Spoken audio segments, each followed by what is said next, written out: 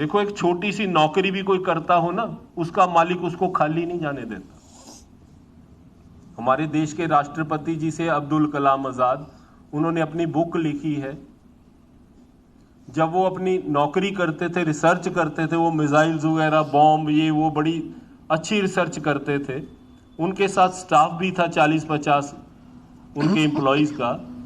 जब वो रिसर्च करते थे, उनमें बाकी सारे जो आते थे 8 से 5 या 9 से 5 नौकरी करके निकल जाते थे।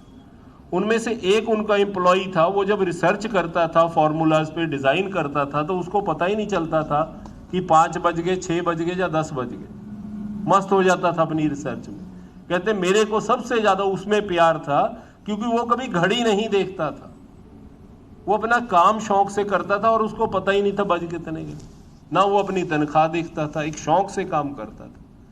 कहते एक दिन वो मेरे पास आया कि आज मेरे घर वालों ने बोला है कि यहाँ शहर में सर्कस लगी है, मैंने आज बच्चों को सर्कस दिखाने जाना है, मेरे को 5 बजे छुट्टी दे दोगे? वो कहते 5 बजे तो हो ही जाती है बेटा, चले जाना तू। कहते मेरे को पता था कि जब 5 बजेगे तो ये भूल जाएगा और अपने काम में इतना शौक से मस्त हो जाता है, इसने भूल जाना है। वही बात हुई, 5 बज गए, 6, 7, 8, 9 वो भूल गया, सर्कस भी भूल गया, घर जाना भी भूल गया। जब 7-9 बजे तो उसने कहा लो भी आज तो घर काम हो गया मेरा, घर वाली अच्छी तरह स्वागत करेगी। चला गया घर, आहिस्ता आहिस्ता गया। जब गली में स्कूटर लेके गया तो उसने सोचा भी जब वो घर वाली कूद के पड़ेगी गेट पे तो सारे आस पड़ोस वाले दिखेंगे कि कैसे मेरी सेवा हो रही है। उसने स्कूटर ही बंद कर दी, बड़े आराम से चुपके से घर में आके अंदर लगा के कमरे में बैठ गया। घर वाली आई, कहती चाय लाऊं या पानी लाऊं? उसने देखा उसका मुंह, ये क्या हो गया, ये तो डायरेक्शन ही बदला पड़ा है। कहती कॉफ़ी लाऊं, कुछ खाने के लिए लाऊं? वो डर गया, भाई इसके बाद सेवा करेगी अच्छी तरह मेरी। वो चुप हो गया, कहता नहीं कुछ नहीं चाहिए, मेरे को तो ये बताओ बच्चे कहाँ गए हैं? कहते आपको पता नहीं, मजाक मत करा करो। लाल बत्ती वाली कार में अब्दुल कलाम आजाद जी आए थे 5 बजे, बच्चों को ले गए सर्कस दिखाने के लिए। वो तो कह रहे थे आपने उनको भेजा है सर्कस दिखा के। उन्होंने बोला था 2-3 घंटे लेट आएंगे, हमने बाजार में खिलौने और चीजें भी लेनी है बच्चों की। जो एक काम करने वाला इतना ध्यान रखता है बच्चों का और घर का, जो कुल मालिक जिसकी सेवा में आप मस्त होके लगोगे। देखो सेवादार लाखों आएंगे, मस्त होके 10-15 ही सेवा करते हैं, बाकी तो घड़ी देखते हैं कि बाबा जी 12 बजे निकले तो 12:15 मैं निकल जाऊं। जो मस्त होके 10 सेवादार काम करेंगे तो मालिक उनके भी कमी नहीं छोड़ता। एक ईरान के बहुत बड़े फकीर थे, भक्ति करते थे। एक छोटी झोंपड़ी थी, 4 बर्तन थे, छोटा खाना था। उनके घर में एक चोर आ गया चोरी करने के लिए। उसने, चोर ने देखा बर्तन बुर्तन हिलाए, थोड़े बहुत, ज्यादा कुछ खाने को दिखाई नहीं दिया। उनके दाएं बाएं देखा, कोई पैसा भी नजर नहीं आया। फकीर को तो पता चल गया कि चोर आया है, ठीक है इसको मेहनत करने दो, मेरे पास कौन सा कुछ है, लूट के ले जाएगा। 5-7 मिनट जब वो इधर उधर सारी कपड़े भी फोलने लगा उसके, ये भी बर्तन भी फोलने लगा, तो फकीर उठ के बैठ गया। कहता भाई तू मेरे घर आया है तो मेरे घर भी कुछ नहीं, लेकिन एक चपाती रात की बची है, बैठ मैं तेरे को खिलाऊं। उसको बिठाया, एक चपाती खिलाई, उसकी आंखों में पानी आ गया। कहता तेरे तन पे तो कोई कपड़ा भी नहीं है, मेरे पास भी नहीं, मेरे पास एक ये कंबल है, ऊपर मैंने शॉल ओढ़ी रखी है, ये तू ले ले। उसकी पीठ पे डाल दी, तेरे को बाहर ठंड लगेगी। चोर पे शॉल दे दी, चोर की आंखों में पानी आ गया। चोर ने क्या बोला? कहता आज मैं किसी शहंशाह के घर चोरी करने आया हूं। चोरी करते तो मेरे को 15 साल हो गए, बड़े बड़े घरों में गया हूं और चोरी ही करके आया हूं, लेकिन आज किसी शहंशाह के घर आया हूं जिसने खुद अपने हाथों से मेरे को सारा कुछ दे रहा है जो उसके पास है। कहता आज मैंने तेरे घर चोरी करने आया था, लेकिन तूने ही मेरा दिल चोरी कर लिया। मैं तो तेरा ही होके रह गया, तेरा वर्ताव देख के, बिहेवियर देख के, तेरा रहने का ढंग देख के मैं तेरा ही होके रह गया। इनके घर जाओ महात्मा के, खाली नहीं आने देंगे, किसी ढंग से जाओ उसके घर में। जब गोल्डन टेम्पल बनता था, वहां एक आदमी था सोमा, सारे काम उसके फेल हो गए, बच्चों को खिलाने के लिए रोटी भी नहीं। गांव वालों ने बोला कि वहां चौथी पातशाही गुरु रामदास जी सरोवर की खुदवाई करवा रहे हैं, आप वहां चले जाओ, बड़ी संगत आती है सेवा करने, वहां तो बाहर रेड़ी लगा लेना, छोले छूले बेच लेना, संगत भूखी खा लिया करेगी और तेरा कुछ बन जाएगा। उसने लोगों की बात मानी और गोल्डन टेम्पल के बाहर आकर रेड़ी लगा ली। उस टाइम पे जो भी होता होगा, 1 रुपया इन्वेस्ट कर लिया उस टाइम के हिसाब से। शाम को काफी सेल हुई, उसने 1 के 3 रुपए बना लिए।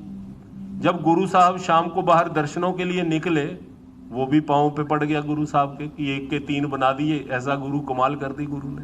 पहले तो पैसे का ही होता है, तिगने हो जाए तो गुरु पूरा है, अगर 50 रह जाए तो गुरु अधूरा है। हम तो उसको पैसे से नापते हैं। उसने भी देखा कि 3 हो गए, गुरु पूरा है।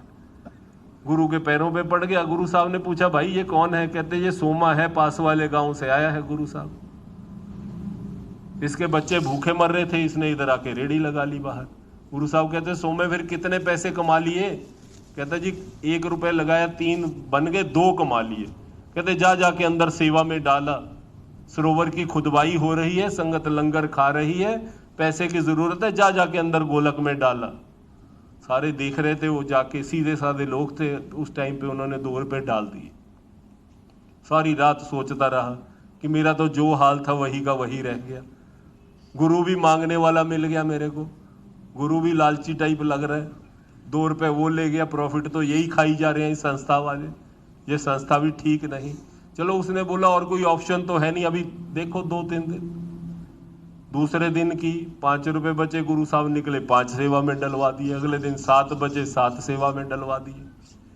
10-15 दिन सेवा करने के बाद सोमे ने सोचा आज कोई अंदर मैं भी देख के आऊं करते क्या है ये। वो सेवादारों के साथ मिलके 1-2 तसले मट्टी के उसने भी गिराए, उसको सेवा का एक शौक पैदा हो गया।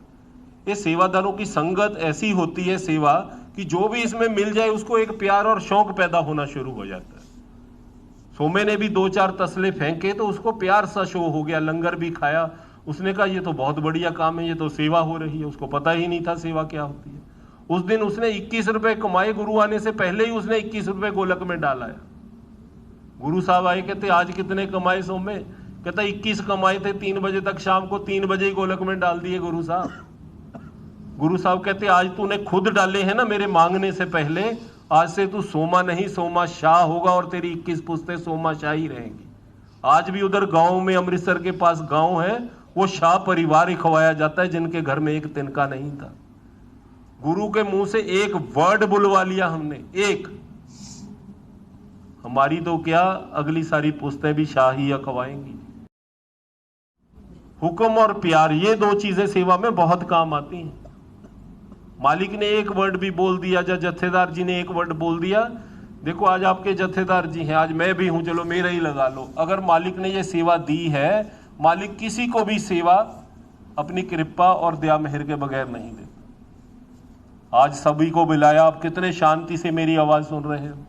आज मालिक ये सेवा मेरी वापस ले ले, मैं सड़क पे खड़ा होकर आपको आवाज भी लगाऊं, भाई साहब मेरी बात सुनना, किसी ने नहीं सुननी। बैठना तो क्या है, आवाज बात ही नहीं सुननी। ये मालिक जो हुक्म की सेवा देता है आप लोगों को भी देता है। ये नहीं कि मेरे को, सबको, जिसको सेवा देता है उसके साथ एक पावर होती है, लेकिन हमें दिखती नहीं। वो अकेली सेवा वर्ड नहीं होती है, गत्ते का बिल्ला नहीं, उसमें क्या शक्ति है आप जान ही नहीं सकते, आपको कोई हाथ नहीं लगा सकता। सेवा हर एक बंदे को नहीं दी जाती, लेकिन इसमें जो मालिक ने बोल दिया, जिसने मान लिया वो पा गया। एक बार महाराज जी के घर में शादी थी, वो कार्ड देने आए, कहते महाराज जी शादी है, जरूर आइयो। वो कहते शादी है कहाँ पे? पटियाला कार्ड देने गए थे, कहते चंडीगढ़। महाराज जी बड़े भोले हो गए, कहते चंडीगढ़ को कौन सा रास्ता जाता है? कहते महाराज जी कमाल है, सीधी GT रोड चंडीगढ़, आप पूछते हो रास्ता कौन सा जाता है? कहते नहीं नहीं, अगर मुरिंडा से होके जाओ फिर कैसे लगेगा, वो ठीक रहेगा, उधर से बारात लेके जाना। सारे कहते ठीक है जी, मानता कौन है? अब जो चंडीगढ़ को सीधी सड़क जाती वो 6 लेन थी, जो मुरिंडा से जाती थी वो बड़ी गांव से होके जाती थी। वो कहते महाराज जी को क्या हो गया, गांव में घुसो रहे हैं कारों को, 50-100 कारों ने बारात लेके जाना है कि कौन सा डायरेक्शन बता दिया, रास्ता ही नहीं आता। जब बारात लेके गए राजपुरा वाले चौक में आए तो कार दूल्हे की ट्रक के नीचे घुस गई, चोट चूट लगी, नाक पे पट्टी की, हाथ पे की, चलो बचाव हो गया, कार तो सारी टूट गई। शादी हुई, वापस आए, महाराज जी के पास आए, कहते महाराज जी अगर बताते हो अच्छी तरह तो बता दिया करो।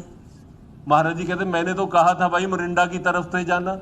कई सीधा मेरी बात सुन के मान लेते हैं, कई ट्रक के नीचे जाके मान लेते हैं। ये तो अब सेवादार पे डिपेंडेड है कि अब आपने पहली बार मानना है कि दूसरी बार मानना है। ट्रक के नीचे जाके मानना है कि जत्थेदार की सीधी बात माननी है। सेवा में एक लाइन बोली जाती है, जिसने कैच कर ली कर ली, वो तो खट गया, दूसरा नुकसान होने के बाद खट जाएगा। खटना तो है।